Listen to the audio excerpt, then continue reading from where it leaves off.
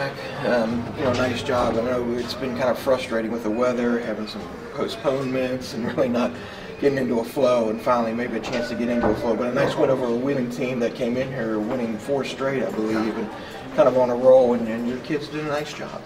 Well, you really, for the first time since I've known you, hit it on the head. And I'm joking, of course. But we've talked about it as coaches. We try not to talk about it to the players much.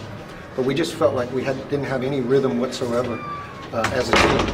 And it's very hard to establish whatever identity your team's going to have if you don't have game-playing rhythm experience. Everybody else in America has played 12 or 13 or 14 games, and we've played 8 until tonight. So it was something where we looked at this 3-game stretch and we said, if we can just kind of get a win out tonight, come out and play well and get a win at home, and then we're playing at Logan High School, so it's not an advantage for Concord. We're not going to Concord. We're playing at Logan on Saturday, but we get to practice play, and Monday's at home. So, and I know you've hardly ever seen me even talk about a second game after a first one, but we just need a rhythm. We need a rhythm, and I thought tonight I really liked the way we changed defenses quite a bit, and I felt like our kids embraced that. And I think that kept the other team feeling out of rhythm a little bit.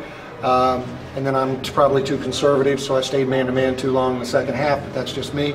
But I liked the way we played for 40 minutes. I thought our kids' heads were in it, and now it gives us a chance to try to get on that rhythm. We've had 2 games canceled because of weather, and it's been real difficult on us. I mean, I walked in the gym tonight for the game, down to the floor, and it just felt like we hadn't played here in a year or 2. It just felt so long ago, and it was so nice to be here. Well, one thing I like about this team is and on any given night, there's a lot of different players that can score. Tonight, it was a really kind of a flow of 3 different ones that really hit at key times. Emily Lohr got you started. Nice start for her. Emily Scarge came in, the transfer from Robert Morris, showed why she was a 3-time first-team All-Stater. Nice job, 4 or 5 from outside, kind of opened some things up inside.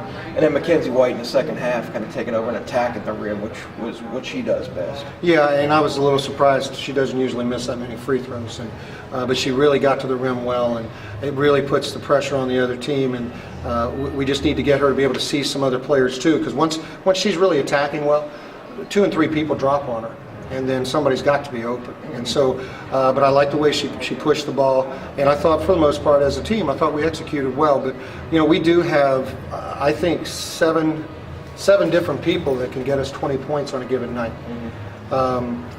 Where we need to come together is in our minds and in our hearts, and that's what we talked about in pregame. We didn't talk X's and O's much. We talked about our minds and our hearts and trying to get this to be the, I always tell them in a situation like this, you can't win 2 in a row till you win 1. So now we've got 1 in a row, and now we can attempt to get 2 in a row. All right.